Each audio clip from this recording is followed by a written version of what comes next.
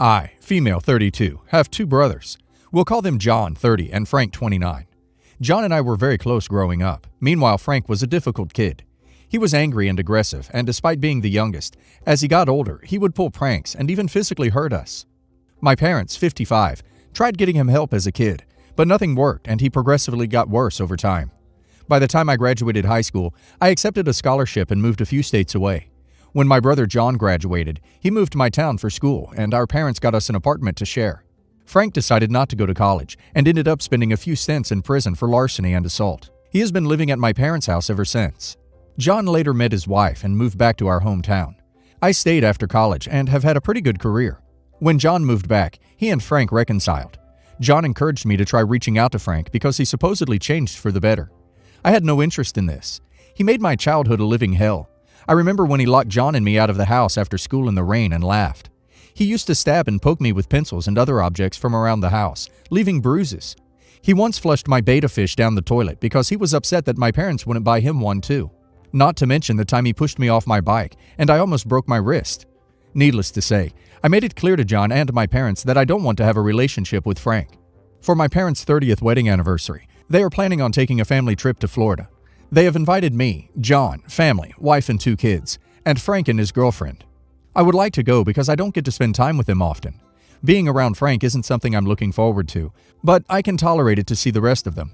Mom called me yesterday and asked if I would be willing to help cover Frank and his girlfriend's airfare to get to the beach house because Frank is in between jobs and his girlfriend can't afford a plane ticket.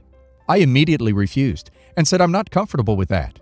She said that she and Dad have already put too much money into the trip and was really hoping I'd help them out. I suggested maybe my brother and his girlfriend drive down to Florida instead. Mom left the call upset, and then John texted me today asking to please help. He said he'd contribute if he wasn't already paying for 3 other people.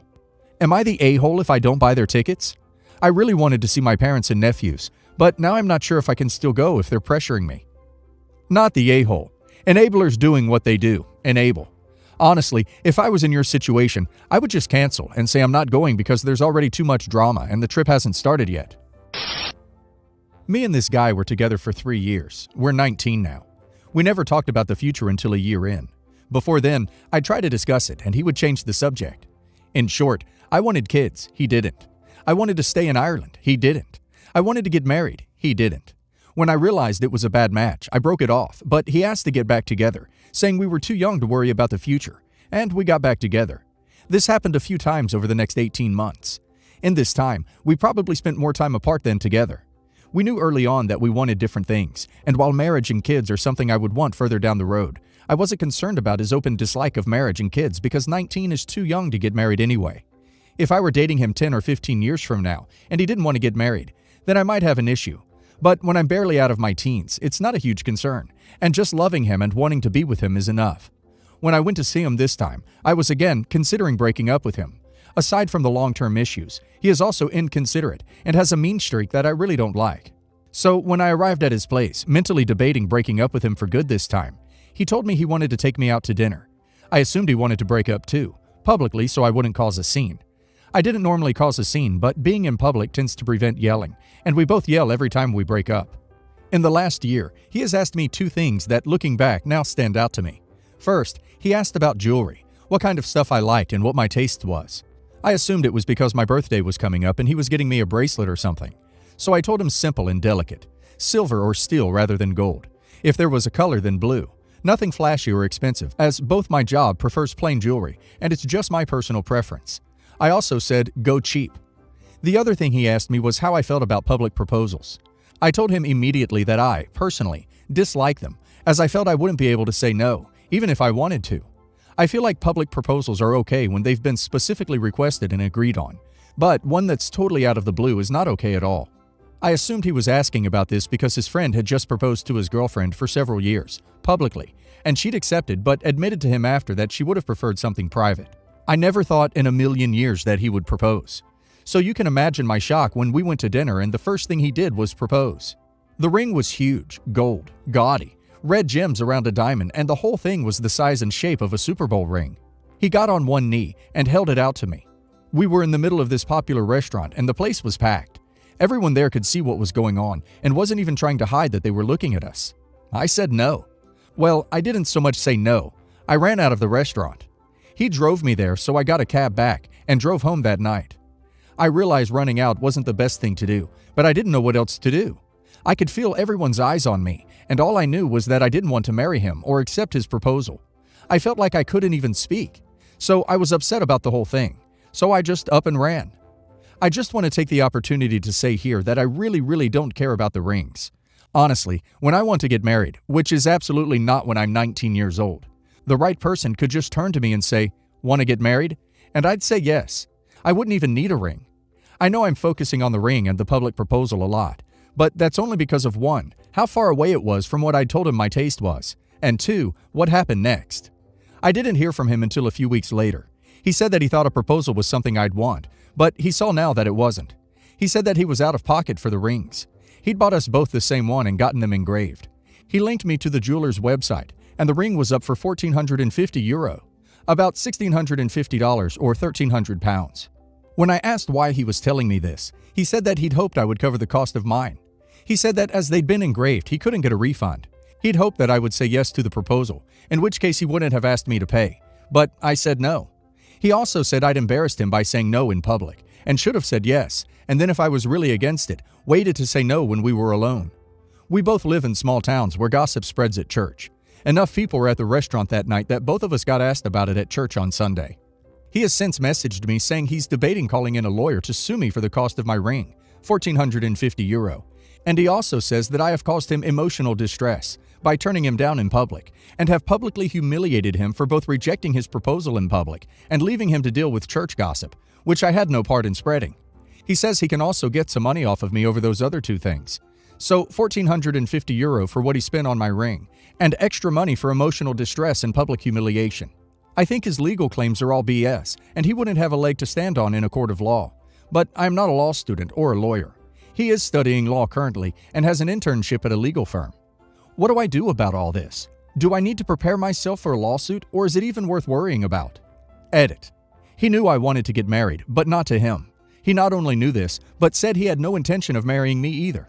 He openly despised marriage right up until the time he proposed, and he knows that we want different things out of marriage. And I told him that this is why I was breaking up with him the times before this that I have ended the relationship. During the course of our relationship, he's also said stuff like, "We're too young to think about marriage. It's not like we're getting married." And, my favorite, "It's not like I'm gonna propose." That one was last April. Edit 2. His mother has reached out to me apologizing for her son's actions. She has said that nothing will come of this, and that she raised an idiot. He's using the fact that he's studying law to intimidate you into paying him. He thinks that you'll believe he has a legitimate claim, since he knows the law better than you do. He does not have a legitimate claim. You can't sue someone for the cost of an engagement ring they didn't accept. Had you said yes initially, and then privately said no, like he'd suggested, he may have a semblance of a case, but you didn't. You are not on the hook because he can't read a room or understand your perspective on the relationship. Block him, ignore him, and go live your life without him. It sounds like it's much better without him in it. My husband and I, 40 male and 36 female, have 2 children, 7 female and 13 male, and have been married for 14 years. My youngest sister, 25 female, her fiancé, 27 male, and their newborn daughter recently moved into town. However, their new place isn't going to be ready until a week after her fiancé was supposed to start his new job. So my husband and I let them stay with us rather than spend the little money they have on a hotel.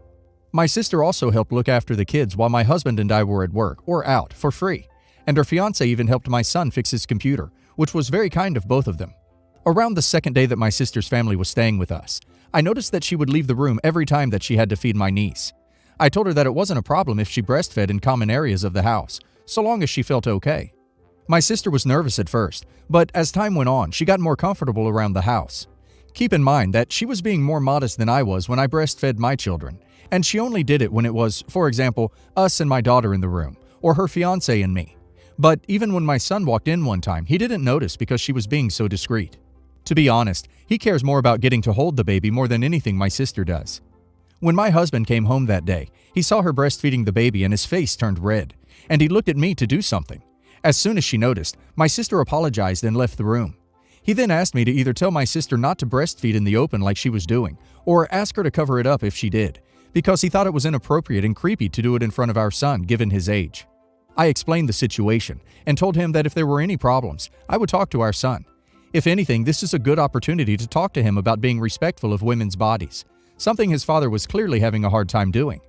He raised his voice and told me that this shouldn't have been a choice that I made on my own, and that my sister and I were both being inconsiderate towards him and my son. He said that while there isn't anything wrong with my sister feeding her daughter, that our teenage son is probably sensitive to pretty girls, like my sister, and that whether we like it or not, our son is going to sexualize her boobs. I called the way he was objectifying my sister disgusting, and that we aren't going to raise our kids that way. He stormed out of the room and until now hasn't said a word about it. However, even after I apologized to my sister about the ordeal, she said that she would rather just stay in the guest room to feed her baby because she doesn't want to step on any toes. I'm incredibly mad about this.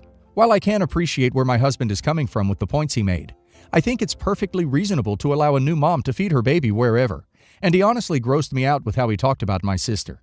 Am I the a-hole? Anyone who refers to an adult woman breastfeeding her baby as a pretty girl immediately becomes the a-hole for objectification. Your husband needs to stop thinking of women as amalgamations of body parts and instead practice seeing them as people. Your son seems more mature than your husband at this point. Not the a-hole. Not the a-hole, but your husband's attitude is. If they sexualize her breastfeeding, then that's their problem, not you or your sister's. She's feeding a baby, for crying out loud, not trying to seduce the boys in your home. Her being attractive shouldn't matter. It's your home too, and if they're uncomfortable with it, then they should leave the room instead of your sister. Not the a-hole, but you should have talked to your husband about it first, since this involves a parenting decision and you should both be on the same page. He isn't wrong that there is a chance your 13-year-old will sexualize this.